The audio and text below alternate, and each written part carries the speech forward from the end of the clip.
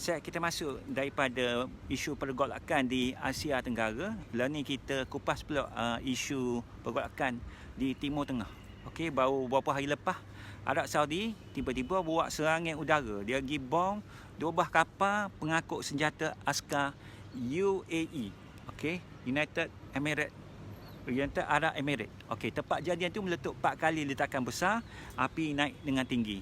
Arab Saudi duk tekan nak suruh UAE ni tarik balas tentera dia tubik daripada Yaman. Okey, padahal Saudi dengan UAE ni bukan setakat negara jiran, tapi ramai duk anggap dia saudara parit, macam adik-beradik sebab negara berjiran.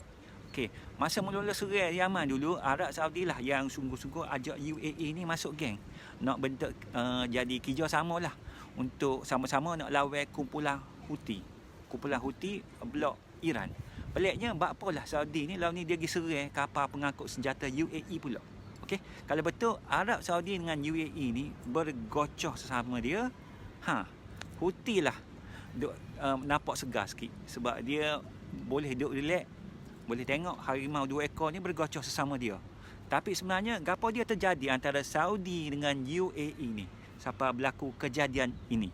Okey, kita tengok UAE ni dia bukan negara besar pun. Negara dia lebih kurang dalam 84,000 km persegi. Okey, besar dia serupa macam Malaysia Pantai Timur. Okey, Pahang, Terengganu, Kelantan. Jadi penduduk dia pun dalam 10 juta aja. So, jangan terkejut dengan negara kecil ni sebab impian UAE ni tak kecil juga. Dalam kalangan negara kaya minyak di teluk ni, UAE ni agak lain sikit. Lagu mana tu kelainan dia? Pertama, UAE dia bukannya kaya sebab minyak semata. Okey, Arab Saudi minyak dia memang sumbang 50% kepada ekonomi dia sendiri, tapi UAE cuma 20% je minyak sumbang. Yang tanpa minyak punya sumbangan sebanyak 80%. So kita tengok dalam negara-negara teluk ni, UAE lah yang antara paling tak bergantung pada minyak. So dengan pelabuhan Dubai sebagai pusat ikon dia, UAE dia bina ekonomi yang bercorak campuran daripada kewangan, teknologi, perdagangan, pelancongan dan semua ada. So andai kata suatu hari minyak habis pun, UAE tak ada lah pusing sangat. So jadi yang kedua, cita-cita UAE ni dia memang tinggi melangit lah. Dia tak ada niat nak jadi negara kecil yang tenggelam celah-celah padang pasir. Okey, dia nak jadi abai besar di Timur Tengah. Cara dia ekspor senjata besar-besar dia. Dia main sokong kumpulan luar negara dan kembangkan pengaruh dia dalam seluruh kawasan Middle East, kawasan Timur Tengah. Okey, ramai orang luar silap sangka. Ingatkan UAE ni negara kaya je. Tapi memang betul, dia memang kaya dengan GDP dia sebanyak USD 50k per capita banding dengan Malaysia lah. Malaysia USD 13,000 per capita. Dan dana kekayaan negara dia campur dana sara dia sampai mencecah USD 2.5 trilion. Antara nombor 3 paling besar dalam dunia lepas Amerika dan China. Tapi bagi UAE kaya je tak cukup, dia nak jadi abai besar di Timur Tengah. Dan caranya senang je, dia sokong anak buah luar negara dan luaskan kuasa dia dengan cara bantuan tentera. Okey, kita tengok dekat Yaman, UAE dia bina tentera dia sendiri di bawah hidung Arab Saudi. Kita tengok Yaman ya, asal-asal ada cuma 2 blok aja Yaman. Itu antara kumpulan Houthi yang pro Iran dan kerajaan Yaman yang sokong Arab Saudi. Okey, tapi dalam kem kerajaan Yaman sendiri, UAE tubik pula satu geng hak baru. Okey, sebab daripada situ pecah. Okey, namanya STC. Okey, dengan sokongan UAE, STC ni semakin hari makin kuat. Okey, sampai nak dah memakan pengaruh Arab Saudi. Jadi sebab itulah Arab Saudi tak boleh tahan dan serang kapal-kapal senjata UAE yang bau-bau ni. Kalau Saudi tak buat gapo tu, UAE mungkin hampir berjaya kuasai Yaman bahagian selatan. Dan kerajaan Yaman hak Saudi sokong tu dengan Houthi pun dia tak larat nak lawan dah. Bahkan dengan STC pula. Okey, yang macam rasa tak mampu nak lawan.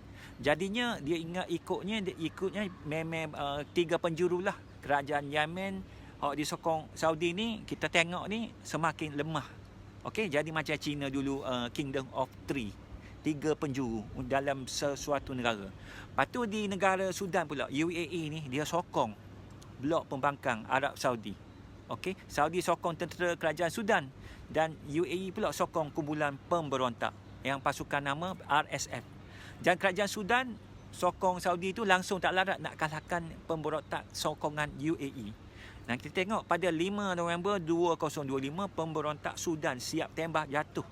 Okey, pesawat dengan sistem misal FK2000 buatan China. So senjata tu UAE beli daripada China, lepas tu dia salur kepada pemberontak Sudan pula. Manakala negara besar lagi Libya, UAE sokong tentera nasional Libya untuk lawan kerajaan Libya. Dalam kes ni memang UAE dengan Saudi sokong kumpulan yang sama sebab pasal nak halang yang besar lagi pengaruh Turki. Tapi walaupun satu pihak konflik, kira belakang takbir tetap makin banyak. So kalau kita tengok semuanya, kesimpulannya nampak Saudi itu besar, UAE pula nampak kecil kalau tengok peta. Tapi di luar negara, geng pihak hak sokong UAE nampak lebih power daripada geng hak disokong oleh Saudi. Sebab kalau anak buah Saudi kalah kepada anak buah UAE, mungkin Saudi terpaksalah turun padang sendiri. Jadi inilah dia kisah antara negara Timur Tengah.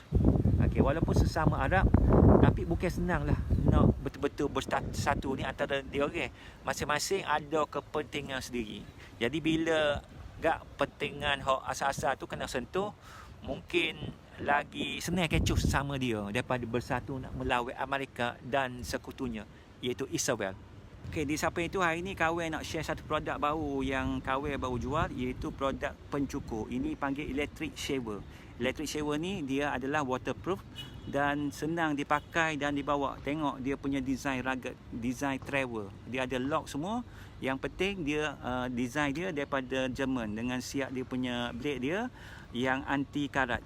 So kita punya pakai ni memang senang dibawa mana-mana, dan ini kita jual dekat pasaran dekat RM200 untuk special offer. Untuk dalam 2 minggu ni kita ada buat special offer dengan hanya melalui Klatekia, offer RM99 saja.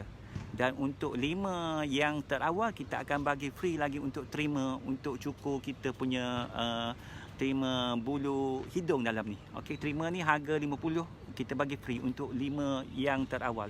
Jadi siapa yang minat cepat-cepat boleh tekan link yang kita bagi di bawah. Terima kasih semua.